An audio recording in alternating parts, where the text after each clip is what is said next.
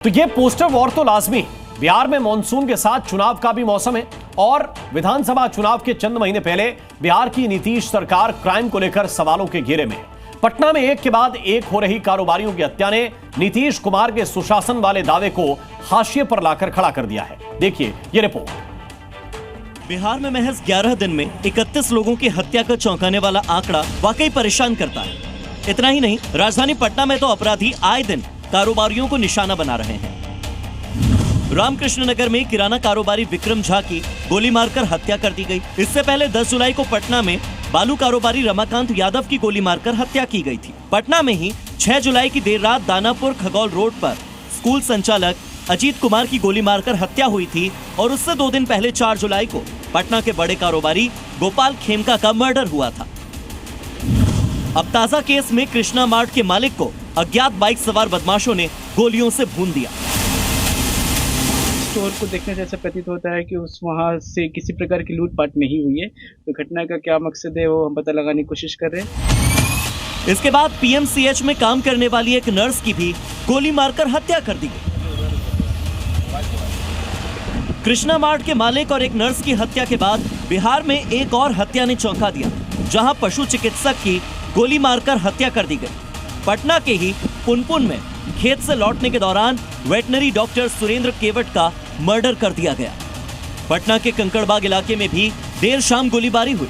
कुछ बदमाशों ने कंकड़बाग पार्क में 5 राउंड फायर किए, जिससे इलाके में दहशत फैल गई। हथियार लैस अपराधी यहां पहुंचे और दनादन 2 राउंड फायरिंग कर दिए। यहां पर उस समय मौजूद लोगों में अफरा तफरी का थोड़ी देर के लिए जो है माहौल भी कायम हो गया। हालांकि घटना के तुरंत बाद ही मौके पर कंकड़बाग थाने की पुलिस पहुंच चुकी है और यहां से एक पार्क से एक कट्टे को भी पुलिस ने बरामद कर लिया हुआ।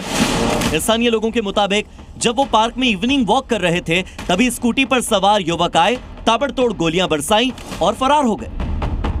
घटना घटी कि हम लोग घर में थे तो एकाएक फायरिंग की आवाज सुनाई दी। मतलब हम लोगों को लगा कि पटाखा फूट रहा है, तो 2-3 बार जब फायर हुआ तब हमारा स्टाफ भी निकला, गार्ड भी हमारा वहाँ, मतलब हम लोग एक बगल में ही रहते हैं। तो फिर हम लोग बाहर निकले तभी फायरिंग हो ही रहा।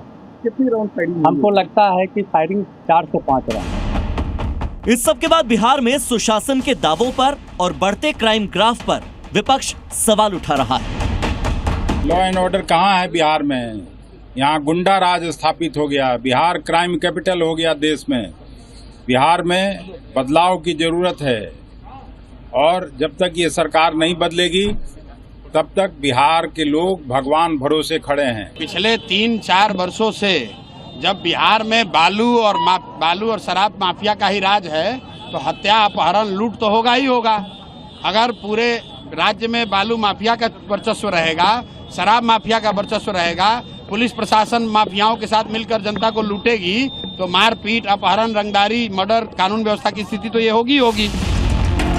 और विपक्षी नहीं, बिहार के इस बढ़ते क्राइम पर गठबंधन के साथी दल के नेता भी अब चुप नहीं रह पा रहे। लॉ एंड ऑर्डर को लेकर एनडीए में शामिल केंद्रीय मंत्री चिराग पासवान ने भी बिहार सरकार पर निशाना साधा।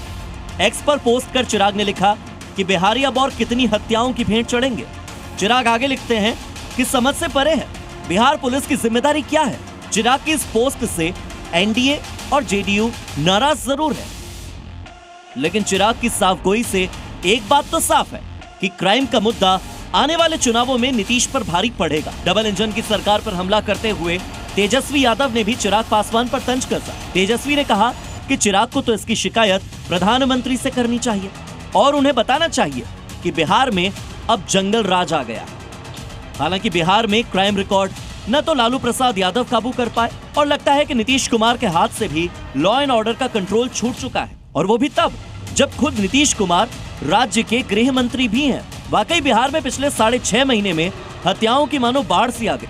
अपराधी दिन दहाड़े जब चाहे बेखौफ होकर हत्याओं को अंजाम दे रहे हैं। जनवरी 2025 से लेकर अब तक बिहार में 9 बड़े कारोबारियों की हत्या हो चुकी है। जुलाई के पहले 11 दिनों में ही बिहार में 31 लोगों की हत्या हुई। राष्ट्रीय अपराध रिकॉर्ड ब्यूरो के आंकड़ों के मुताबिक नीतीश कुमार के 20 साल के शासन में 60,000 हत्याएं हुई और हत्या के मामलों में राष्ट्रीय स्तर पर बिहार का देश भर में 14वां नंबर है।